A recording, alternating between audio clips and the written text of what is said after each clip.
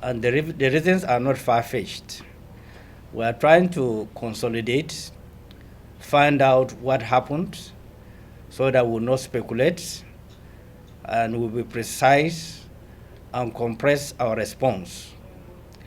First, I want to say that as a party, we are disappointed with the judgment simply because all the process as stipulated by the Supreme Court was followed by SDP. We followed the entire process of our submissions. We submitted within the time frame as approved. All our documents were submitted. The tribunal order in line with beavers to INEC was complied with. The petition against the tribunal order was challenged by the opposition party. The Court of Appeal upheld their prayers, but the Supreme Court overruled their prayers. So we rely on the Supreme Court ruling on that as regards to beavers inspections and the forensic analysis of the beavers machine. So for us, it is quite very disturbing at the period when we believe or we thought that the judiciary have deeply reflected on the positions of Nigerians as regard to the justice system.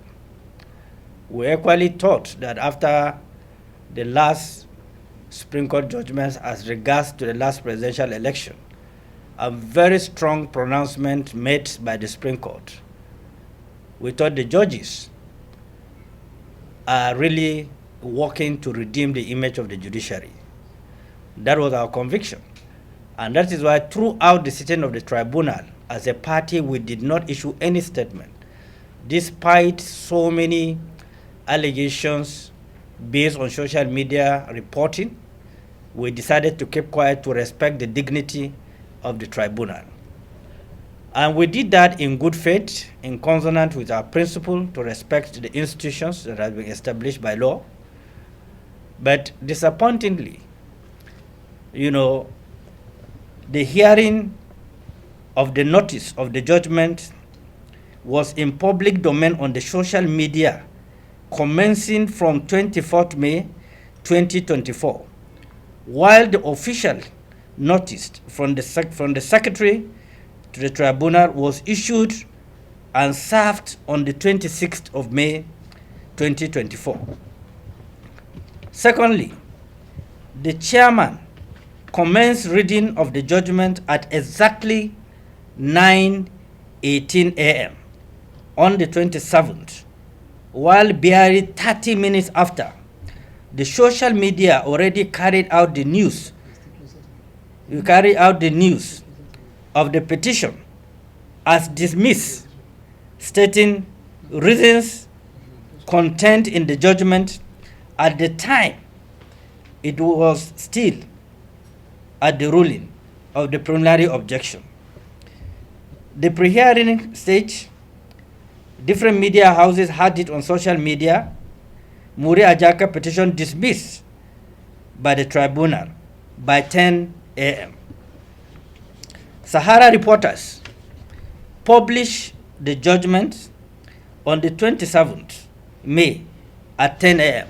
while the judges are reading the judgment. Sahara reporters, I don't know how, what miracle, they have gotten the judgment, they published the judgment. This is an aberration of the justice system in Nigeria. So this is very disturbing for our country. It's very disturbing for the judicial processes. The judgment was delivered, the order of the court earlier granted for the production of beaver devices, and the demonstration was set aside on the ground that it was granted in error. That is the chairman of the tribunal that issued various orders, reversing himself as if it's a court of appeal. That is the decision of the Court of Appeal to determine whether he granted it in error or not. And after all, the Supreme Court have dismissed what the Court of Appeal have done and have affirmed to the fact that what the tribunal did was okay. So we don't know how can a sitting tribunal judge reverse himself when we have not appealed against the judgment. This is very, very disturbing. It's very alarming. So, like I said, according to the tribunal, there was no basis for granting such order. They granted that order. And the same tribunal is saying there was no basis for granting such order. They were not under any coercion. Nobody was putting any pressure on them. They granted it to give a level field for all the political parties.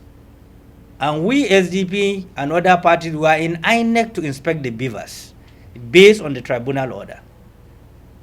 So there was no any discrimination to favor any party. So for them to come back and say that it was granted, what do you call it, by mistake, facts, what do you call it, forgetting the fact that same order was tested and challenged up to the Supreme Court of Nigeria. And the Supreme Court of Nigeria affirmed the order as a valid order. So our major interest here is Supreme Court, because the Supreme Court made it very clear in the case of Nasarawa State, PDP versus APC, that is not about bringing the beavers to the court. It's about demonstrating the beavers. In this case, we demonstrated the beavers, not just bringing the beavers to the court, but we demonstrated the beavers. Forensic experts analysis took every beaver machine one after the other. Every accredited voters was looked into. And the entire panel of the judges, the legal teams, have seen all the records in the beavers machine.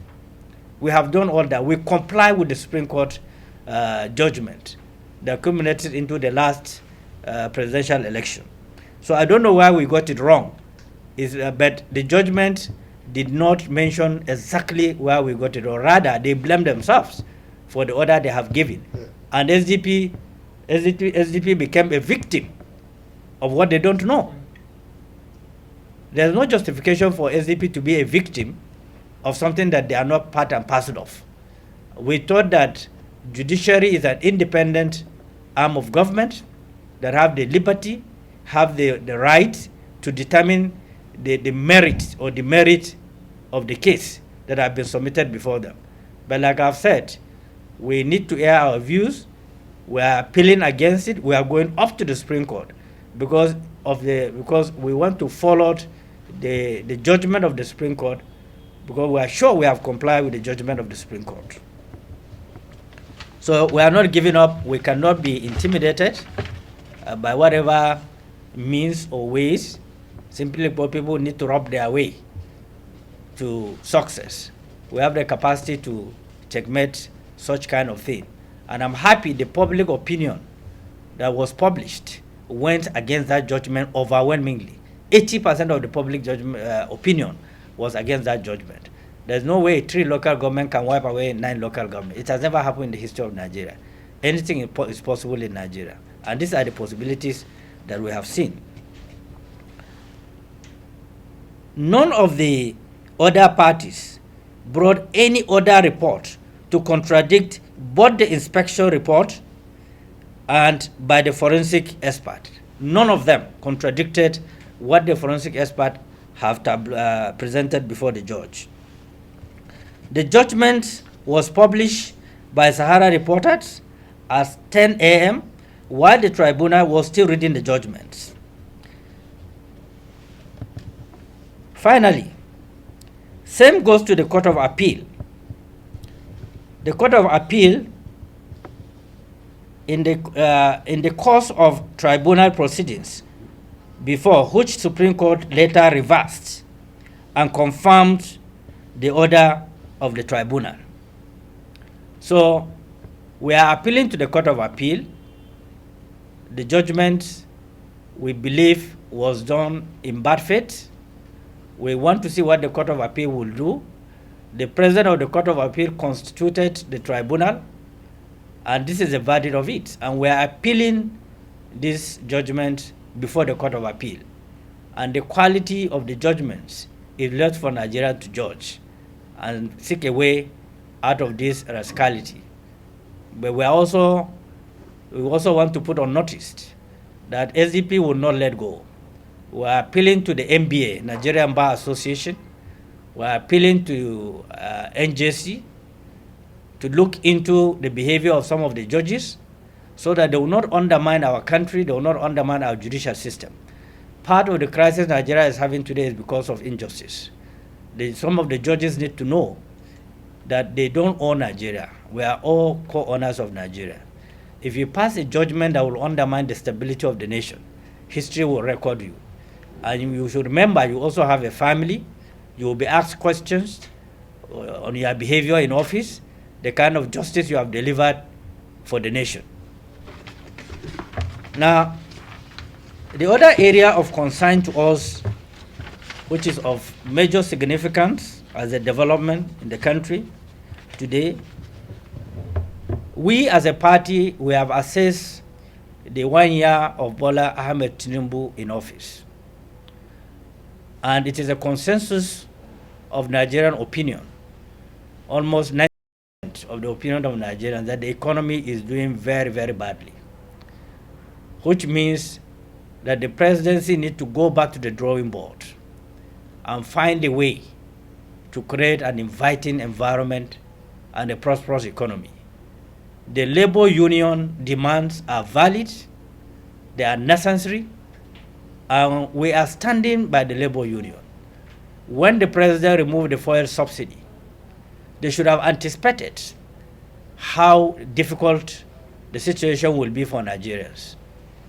They should have anticipated that the cost of livelihood of an average Nigerian will be drastically affected. These are the consequences of removing 400% of fuel subsidy, the consequences of overtaxation of Nigerians that have nothing doing, struggling to meet with daily demands of life, feed themselves, feed their family.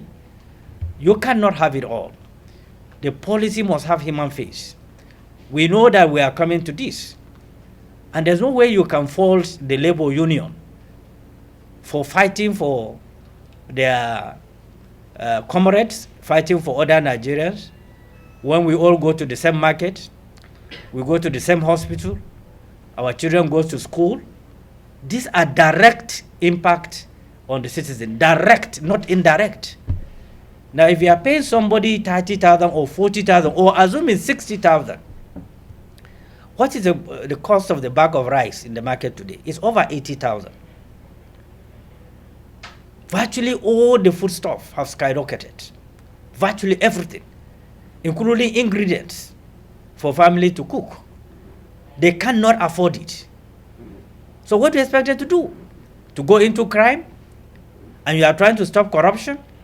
How will you stop a civil servant from corruption when you deny him means of livelihood? You are not paying him the salary that will take care of his family, take care of health issues, educational issues. We have our servicemen that are protecting Nigeria, safeguarding the territorial integrity of Nigeria in the field, being killed and maimed by non-state actors. What is their allowances? What is their salaries? You have the Nigerian police that virtually buy everything by themselves. They buy their boot, their beret, their uniform. And you want to have a police that will secure the nation. A nation that have over 250 million. You have less than 400,000 policemen. Our armed forces are overstretched. In every state of the Federation, they've been deployed to take care of what police are supposed to take care of. What did this government do to the Nigerian police 1 year in office? How many equipment do they provide for the Nigerian police? How many vehicles? How many tear gas? How many gadgets? How many body cameras have they provided for the Nigerian police for them to discharge their duty effectively and efficiently? We live in a country where people can be kidnapped. Like ants, you pack them at the palm of your hands and go away with them. And then we spend trillions in buying soft and hardware. Are we sincere with ourselves? The government must admit that something is fundamentally wrong, and they must work hard, not shifting blames. When President Buhari came into office, the entire 8 years of President Muhammad Buhari was shifting blames on the PDP government. We have seen a similar thing happening. This government is shifting blame. We are not the cause of it. We inherited it. Yes, of course you inherited it. You said that you are not complaining. But Nigeria said, no, you don't have to complain. We are complaining. We are the victims. We are the victims. We must admit that our common destiny is our ability to reason together. And the government must understand that they don't have monopoly of knowledge and wisdom. Nigeria is not suffering from resource passes that can drive this country. What we are suffering from is myopic view, patriotism or patronizing your own party platforms, forgetting people who matter that can add value to you. Once elections are over, your responsibility as a government is to look for the best brains that can drive the government, not your party supporters. I heard when the president was addressing the Northern Consultative Forum that he did not go to their various villages to campaign as a Yoruba man, but he campaigned as Bola Ahmed Tinubu. That is a very good statement of a statesman. But then how do you deal with that, with the change of national anthem? Is that a priority of Nigerians, to change the national anthem? The Nigerian creativity of Nigerians, they modernize it, and it's one of the best in the world. If you look at the categorization of national anthems of the country, you see Nigeria is one of the best. What is the fault of the national anthem? Did the national anthem lead to what we are having today? The level of poverty, the low purchasing power of Nigerians, lack of security, bad educational sector, bad health sector, virtually everything is grounded. Was it the national anthem that is responsible for that? The answer is no. It's not the national anthem. It's not our national priority for now. What is priority to Nigerians? How do you reduce the level of poverty, the anarchy, the insecurity that is going on? And that is a fundamental plus the president ought to have taken into consideration. But you cannot go within 48 hours in connivance with the National Assembly to change the national anthem. I believe it was a major fault on the side of the presidency. They have not consulted widely, even though they don't care about consulting people, opinions of people. We, the leaders of political parties, it is our signatures that produce from the president to councillor. So we cannot be seen as nobody.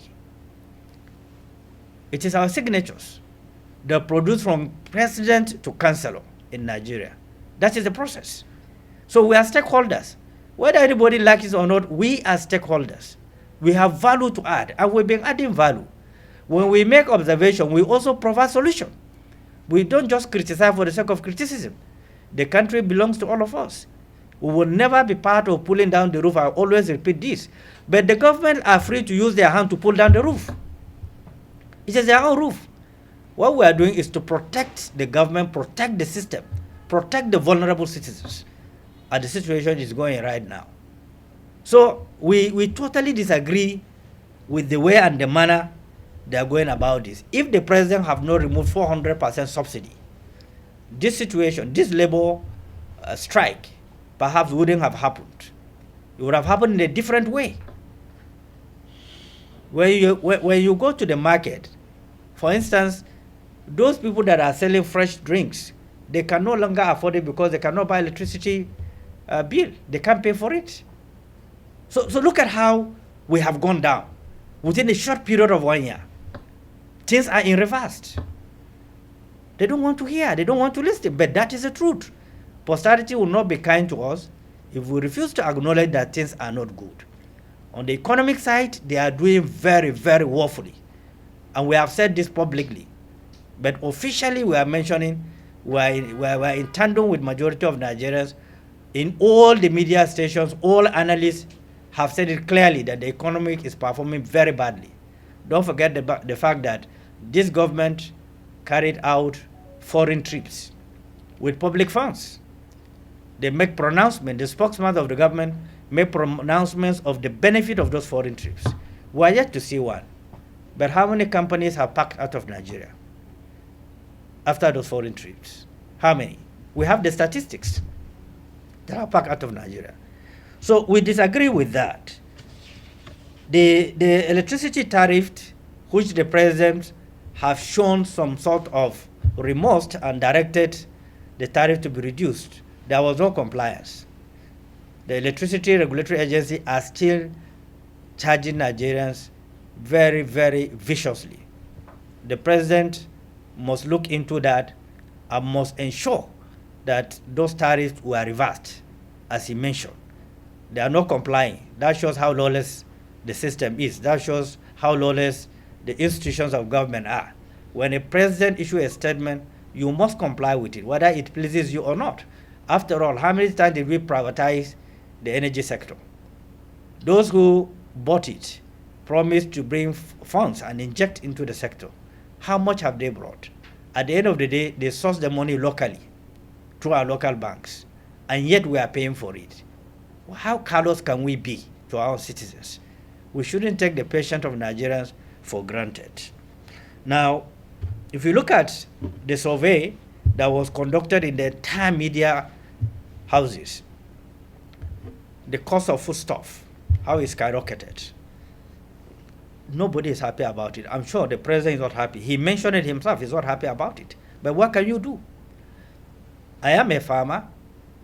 I paid over 200,000 on my farm to prepare my farm just 2 weeks ago. A bag of a fertilizer is 45,000 naira. The best one, 45,000 naira. Tell me how many farmers, our local farmers that produce their own food, how many of them can afford one bag 45,000 naira? And how many bags can they buy to feed their farms? It's practically impossible. And then you declared emergency on food. What is the backup for that declaration? I thought what the president can do is to subsidize the fertilizer, the tractors and what have you. They would have saturated everywhere with tractors in virtually every state of the federation at the subsidized rates. Farmers can go and hire and pay and expand their farmlands. But the reverse is the case. This is not good for the country. Look at the educational sector. It's getting worse day by day in virtually every state of the federation. I've seen a lot of people, giving the dichotomy between the north and the south and the east and what have you. But there's no single state in Nigeria that you can go without seeing children learning under the tree, or without roofed, or without seats. There's no single state in Nigeria, including the richest state, Lagos and Kano. In fact, it's the worst. What happened? We know that the state have abdicated responsibility. But the Ministry of Education, what is the primary purpose of establishing a Ministry of Education? You have state fund, you have other systems, supportive systems. What are they doing? The money that have been appropriated year in, year out, what have they done with it? And now you have JAM that declared revenue every year. Can you imagine? And then internationally, nobody recognizes JAM. They deal with Wike and NECO. But we shortchange our citizens. They pay heavily for the JAM. Even to check their result, they have to pay. What kind of policy are we driving for our own citizens? I believe they need to go back to the drawing board.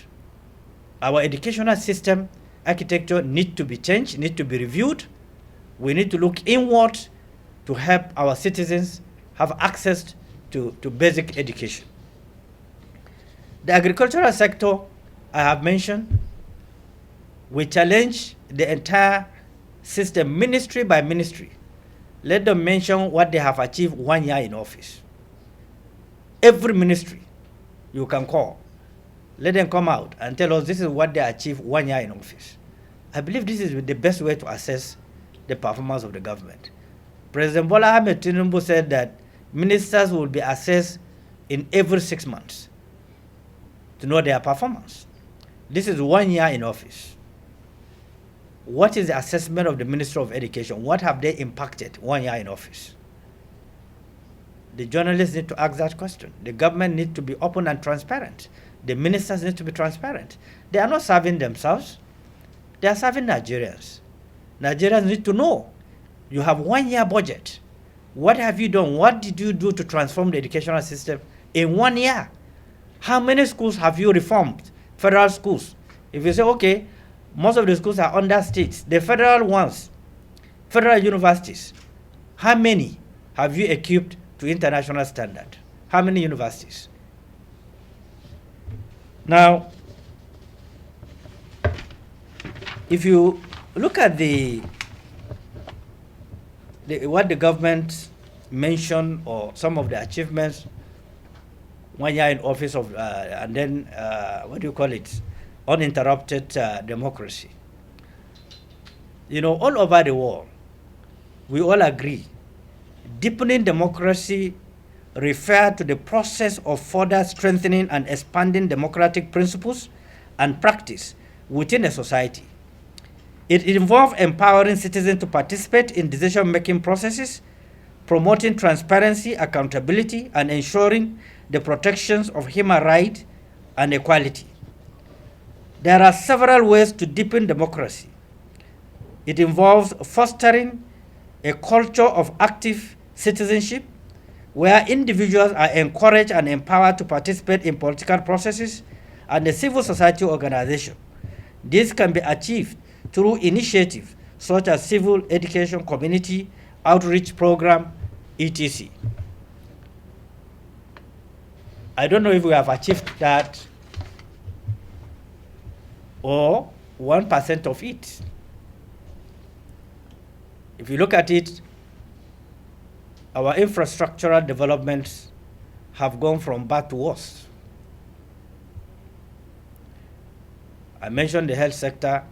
There is no single hospital 1 year in office that have been equipped that they can mention or as a referral hospital that is up to date for Nigerians. I visited some of our general hospitals recently. Simple machines for dialysis and others are not working.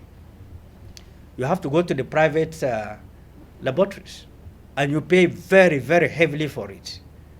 You can imagine somebody who cannot afford 10,000 and he has an ailment that demands a lot of scanning, a lot of x-ray. Where he's supposed to get it at the cheaper rate at the government hospital, the machines are not working. The machines are there, but they are not functioning. Now he needs to go to a private center to pay for 200,000 or 300,000 naira. A size of Nigeria that have the national hospital that is in decay. You have Federal Medical Center, the public wing and the private wing. You have the general hospital where you have experienced doctors, even though some of them are leaving Nigeria, and the nurses. And we think we are serious. And nobody should complain, nobody should talk. This is not who we are. Those who fought for the independence of Nigeria at the early stage provided some of these basics for the citizens.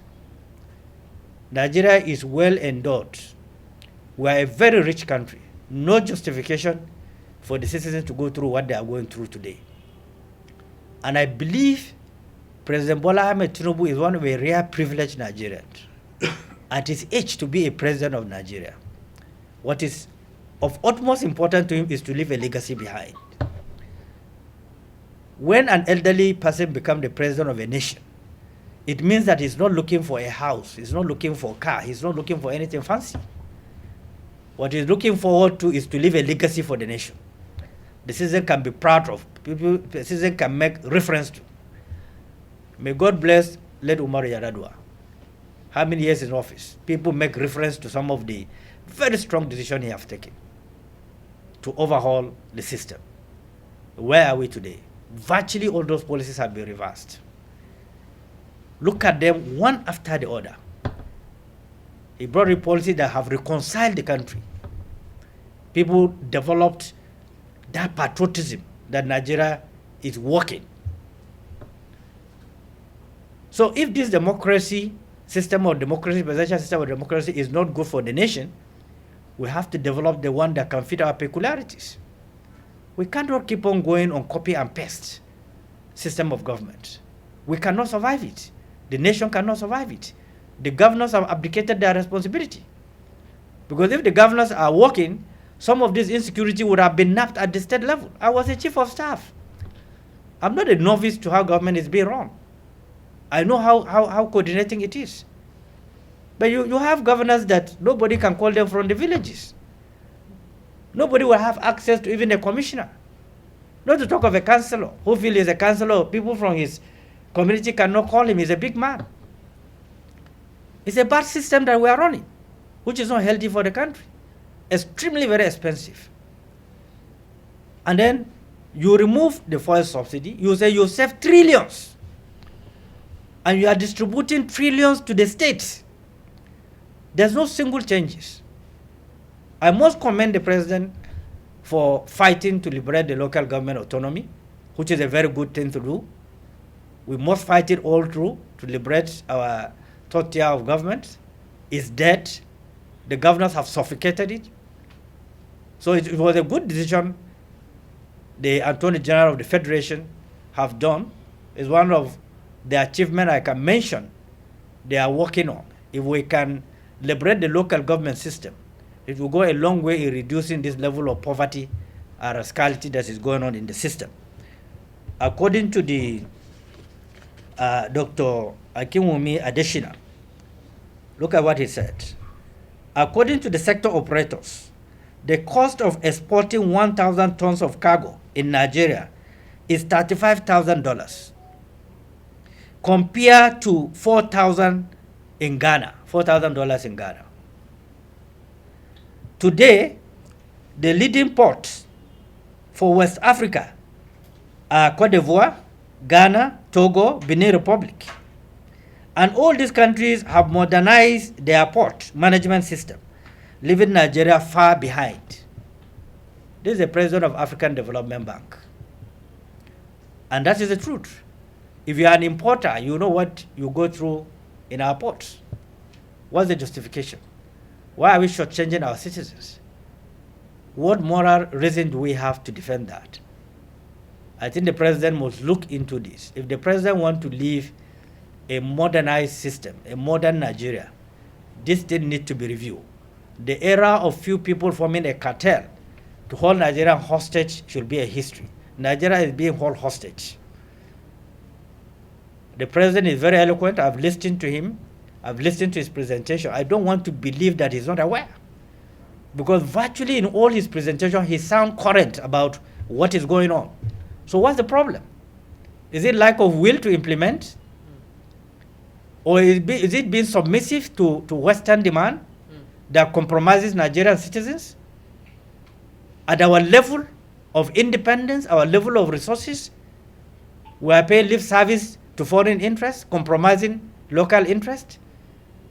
This is not who we are. And the president must change all this. He must stand firm. He must defend the Nigerian interest first. When Trump was saying America first, he meant it. Nigeria interest must be first. No foreign interest should supersede Nigerian interest. No foreign interest whatsoever. Foreigners are free to come and invest in Nigeria. But you cannot compromise a population of over 250 million for an interest of either World Bank or Western powers. Otherwise, we have nowhere to go. And we cannot allow it to continue. The National Assembly must live up to their expectations. If the National Assembly understand, and according to survey that was conducted, 80% of Nigerians score them very, very poorly. The Senate President and the Speaker must look at those polls. The senators must look at those polls because it will be part of their history. You cannot, within 48 hours, pass a resolution or a law to change the national anthem, and you have national issues that are very precarious, before you are taxed, you have not acted on them. You have people being kidnapped daily. You have not come up with a robust order within 48 hours to deal with it. Skyrocketing foodstuffs. You have agencies that are in charge of monitoring food supplies and what have you. You have not within 48 hours came up with a bouncing order, strict and decisive. But within 48 hours, you pass a bill of changing the national anthem. Something is fundamentally wrong. They need to know. Nigerians are watching. The Nigeria of 10 years ago is not the Nigeria of today. The social media that you are seeing is not leaving anyone. There's no cover for everyone. Whatever we do will be held responsible for it. It's being recorded on daily basis. Some of the things we saw on the social media, it keeps being my imagination, how do they get access to it? That shows that the biggest weapon that has ever been produced is this telephone system. It's the biggest monitor of the world. It checkmates excesses of everyone. So the government must be very careful about their behavior. Classified documents are going out on daily basis. That shows that something is wrong with the management of the system. Some people within the system are sabotaging the system. So you don't mix up priorities and allow system to be compromised by few people who believe in commercializing Nigeria. Nigeria must survive. Nobody created Nigeria. It is God in his infinite mercy that created Nigeria. And I heard the president last week saying that nobody bargained to be a Yoruba man or a Hausa man or an Igbo man or any other tribe. These are the sole authorities and powers of God. And God have decided on that. Nobody can change it. Now, if the president can say this, which means there is no reason why people should be treated differently, irrespective of tribe or location or where they come from. If you want to get a job for someone, you have to find a way to bribe or lobby. When Nigerians are competent for a job, they cannot get it. They have to keep on going around the cycle, seeking for intervention, someone to talk to someone. It happens to me of recent. My elder brother's son, who went through a training to join Navy. Some people that have not participated were taken. Him that participated and passed through, he was not taken. And the boy was crying, calling me to intervene, to do this. I said, look, I'm not going to bribe anybody. He's a nurse. And he's going as a nurse. Why should I go and bribe and lobby somebody for something that is all right? So these are the situations that we are in.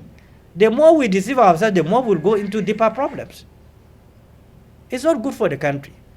The agencies must allow Nigerians to feel that the country belongs to them. You don't discriminate. Because my father is a president, and somebody's father is not a president or is not a councillor, his child will not have opportunity to get employed. This is not rational. This is not patriotism. These negative vices must be eliminated. Anybody found within this corridor discriminating against Nigerians must be dealt with, must be punished. If we want to live a nation that can lead by example within the sub-region and around the world, our perception around the world is very bad. Go to our embassies all over the country. They can't even maintain themselves. How do they protect the image of Nigeria? If you have embassies that are not working, they cannot pay salaries, do the diligence that they are employed to do, what is the essence? That is the level that we are. If Nigerians who are in diaspora passport expired, they find it difficult to renew it. Extremely very difficult. They get stranded. I listened to recent policy of the Ministry of Internal Affairs directing all those passports have expired, they should be allowed to come back. What is wrong with our embassies that you cannot fix it there? To get our passport renewed where they are. How does the system function with this kind of behavior? Was it that we cannot afford the machines or the system? They will always tell you that the network is bad. Just like in the banking system. You do transaction, you will not see a lot. What is the problem? The system is bad. The network is bad. Everything is bad. Was it bad? No. The operators are bad. Corruption have eaten very deep. Sycophancy have eaten very deep. So, now, if you look at also on the educational system, this is the report of the People Gazette. More Nigerian students drop out of school due to Tinubu economic policies. This is ASU chairman. More Nigerians. In fact, the government admitted, the governors admitted themselves, we have more dropout in schools all over the state of the Federation. There's no single state that have not been affected. The purchasing power of parents have gone very low. They can't pay school fees. If you look at the statistic of the resumption date of schools, you see the percentage of each school, children that have resumed, and children that have not resumed school. And the interviews that were conducted around the parents, what do they answer? That they can't afford to pay the school fees. So these are facts that are on ground. So 1 year of this government, we are experiencing a more complicated system that he inherited, which he promised he will fix. He has the capacity to fix them. We are just drawing his attention that these are documents that are on his decks, and he needs to fix them. Don't pay lip service to them. Do the needful. Nigeria will be happy. They will be grateful to you for fixing these problems. Now, I've mentioned before, the change of the national anthem did not change the bills Nigerians are paying. It did not change the corruption. It did not change the insecurity. It did not change any of them. It did not stop kidnapping. Has it? If it is a national priority, within 24 hours of changing the national anthem, everything would have reversed, including the inflated cost of living. So that shows that it's not a priority. I saw various videos where they are mocking the president, they are mocking Nigeria. I feel ashamed as a citizen that at this stage, and I can tell you this, from 55 years down, none of them can recite this old national anthem they have brought back. None. I cannot recite it myself. Because when I grew up from primary school, what I learned is our national anthem, Arise, O Compatriots. So you will take me back to primary school to start learning the new national anthem? How will you do it? So that it will be on the lips of Nigerians. I saw the National Orientation Agency directing that every institution should start teaching it. How do you teach somebody who is hungry? How do you teach him? How do you teach somebody who is not secured? He's trying to get freed. Was it national anthem that will free him? These are the truths. Now, in aspect of security, yes, they are doing their very best. There's a lot of improvement. Most of the ring leaders are gone. Of recent, we have seen one of the most notorious kidnapper was also captured in Niger, which is a good omen. The federal government also commented that. He was captured in a village. The Nigerian armies captured them, about 60 of them, in one village. What is the sophistication of the Niger army or security agencies compared to Nigeria? That we couldn't trace them. But Niger was able to trace them and arrest them with their weapons. The most notorious of all the kidnappers was captured. So we need to connect back and face reality as a nation. Now, same economy. Look at it. The Naira metrics. 767 manufacturing companies shut down in Nigeria. 350 billion goods unsold in 2023. And you know, as journalists, a lot of industries have collapsed. Recently, I watched the former Vice President Atiku Abubakar when he was being interviewed. He said that he have closed down all his companies.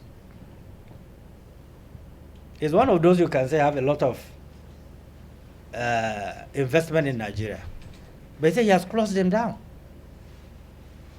So you can see the level of decay we are going through. Finally, I have mentioned we are in solidarity with the labor union. The life of Nigeria needs to be changed. The presidency must face reality. They caused this problem. They overtaxed Nigerians. And Nigerians' cost of livelihood have skyrocketed. They need to meet up. I saw one civil servant who was rascally in his presentation. He said that, look, if you have any opportunity to steal, he will steal. Because the salary cannot take care of him, not to talk of his family. So if you have any opportunity to steal, he will steal. He said it publicly. The video have gone viral everywhere. He's a civil servant. That is the pains that people are going through. On this note, I want to thank you and thank the NWC members. This is our position as regards to the economy and 1 year in office. We hope the presidency will take it in good faith. We are ready to partner with the presidency to move the country forward. We are ready to add our value constructively so that we can move the country forward together. Thank you very much.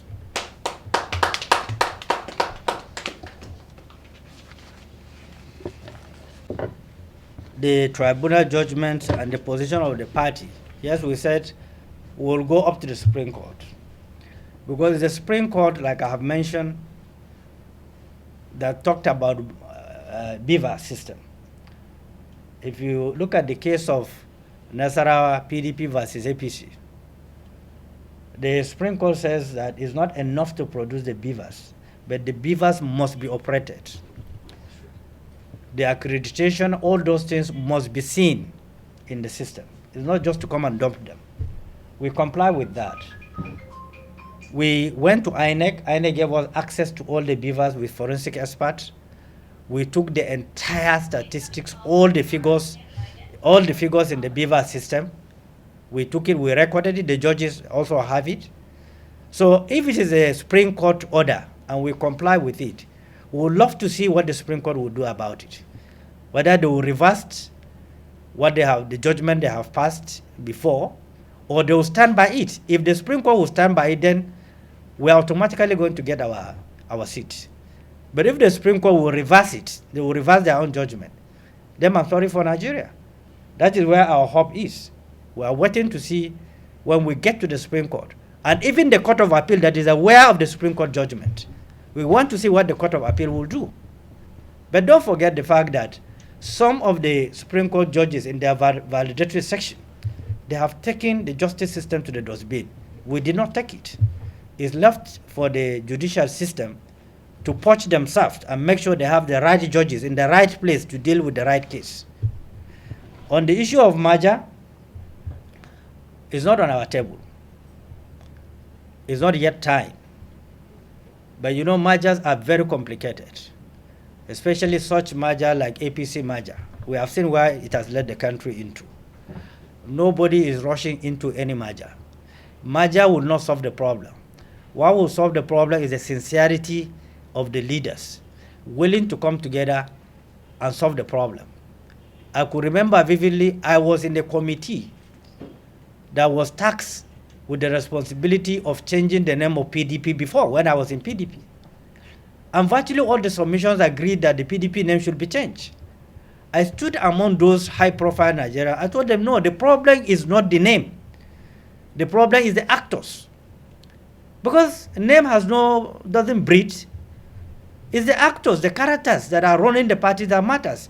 If they cannot change their attitudes, their behaviors, then there's no way the party can change. Whether you like to call it Golden Party, whatever party, is useless. It is the drivers of the party behavior and believing in the system, the internal democracy of the system, that will attract everyone. So we can talk of merger from now till the kingdom come, There are people that I know in this country, every election they will talk about merger. Every conference they will talk about merger, but they have never succeeded in getting that merger right. Because they themselves, they are greedy, they are not serious about it.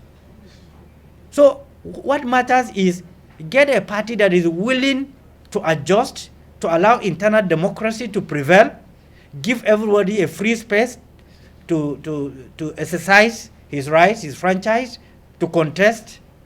Don't take people out. That's what it is. It's not about merger. Merger will not solve the problem of Nigeria. It is because somebody is desperate to be a president. So it's talking about merger. We have seen that in the APC. They have, took out PDP 16 years in office. But what is the difference? Within themselves that they have merged, they are disintegrating. Most of them have moved into SDP right now as I'm talking to you. So as a party, we are standing very firm based on our principle. More people are in discussion with us. Well, if you choose to call it merger, fine. But we are looking at it as fusion. People are fusing in, are strengthening what we have, are giving value to what we have. That is what is important to me. Not to go and sit down with somebody who will undermine me later on, who will be treacherous, who will undermine the system, who will compromise the system, and we'll all lose it at the end of the day. The parties are being crippled, are being funded to be crippled right now. Most of the crises of the parties were funded. We are not saying that we are an exception. There's an attempt on us. But we are standing on our feet. We know the system. We will fight it through, and Nigerians will be on our side. But we will not stand by and allow the system to be compromised simply because one party wants to rule Nigeria forever. No party will rule Nigeria forever. Arrogantly, PDP said they will rule for 16 years, for 6 years. Arrogantly, this party is saying they will rule forever. I don't know how they can rule forever when the system is collapsing. Any other question?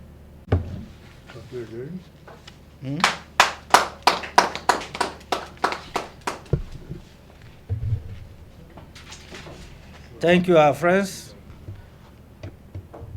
That's all.